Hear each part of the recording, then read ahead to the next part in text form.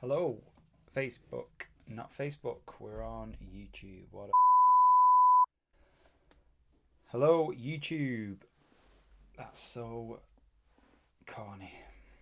Hi, everyone. And I just wanted to record a really quick video. I've got two questions that I've been asked this week by clients, and I thought it'd be really good to record a quick video, put it on the YouTube channel, and hopefully it'll help some of you that watch my videos. So the first question that I got, it was really a bit of a query. Somebody that I've been helping over the past few months, they'd estimated that the calories they consumed over the last 2 weeks were above maintenance, and they reckoned that it was about 1400 to 1800 over maintenance, which should have translated that they'd worked out to potentially putting on 6 to 7 pounds on the scale weight, but they'd only gained 3.4 pounds. And they just asked, was there a reason for that? Why was it not exactly 6 to 7? So, in simple terms, first of all, what we've estimated as maintenance is just an estimate. So there is a chance that what we've actually thought is maintenance and what you've gone over calorie wise is not actual your maintenance. Your maintenance might be a little bit higher than that. It could also be that you was more active than you thought you was, so you could have been doing a lot more activity than you'd estimated when we did your original calorie calculation. It could also be a range of things, so you might have eaten a bit more protein in that in them 2 weeks, or that amount of time that you was counting, which we know from there's a higher thermic effect of food when you eat protein. So a lot you won't fully absorb that amount of calories. Some will be used in the digestion. So when we look at how much we could potentially put on, or even for fat loss, how much we could potentially lose, remember that these figures are just estimates, and it's never going to be exact science and calorie for calorie. That's never going to translate exactly to the scale weight. So hopefully that gives you a bit more of an understanding. And in that simple explanation, if your goal is to keep gaining weight, then I would just keep maintaining what you're doing. And um, at that rate that you're doing it, there's no real need to go any higher if that's what you want to do. So I would just maintain the amount of calories that you're currently having.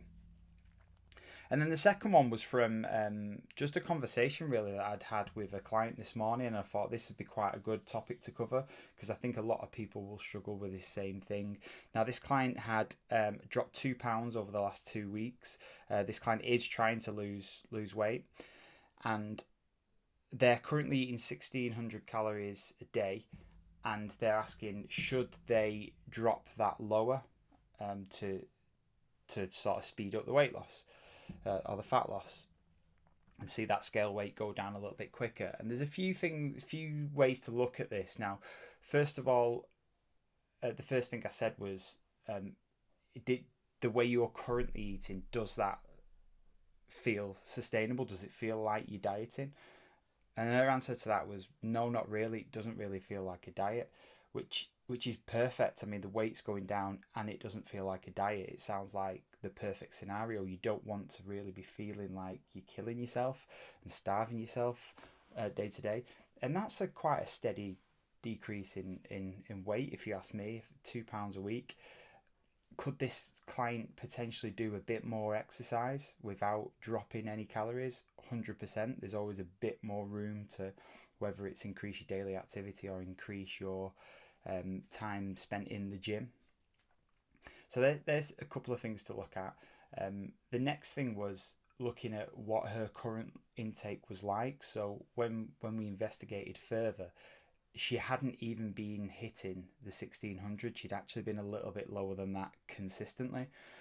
She was getting more like around the 1500 mark, and some days the 1400 mark. But there was also days where she hadn't tracked, and um, we don't know what had happened on them days then. So potentially she could have gone a lot higher than 1600. So my advice to was to two options. We can maintain 1600, but you are consistently hitting around 1550. So we ended up dropping it to 1550. It's not a massive drop. It was actually 1650, so we've dropped it down 100 calories to 1550. Hopefully, and it should continue to not feel like such of a big decrease, because she was already hitting around that mark, and that's the main thing. If it's sustainable, then, and it doesn't feel much like a diet, then there's no really need to kill yourself and make you feel like you're really starving, unless you've got something in the short term coming up where you really want to drop a little bit quicker. Then I would drop it a little bit more. But if the goal is just to lose body fat and lose weight over time for no specific reason, just to feel a little bit fitter and for sort of aesthetic reasons, it's better to go at it slowly, build these good habits where you are getting used to eating at a certain level and understanding food and learning from what you're doing in order to drop that weight.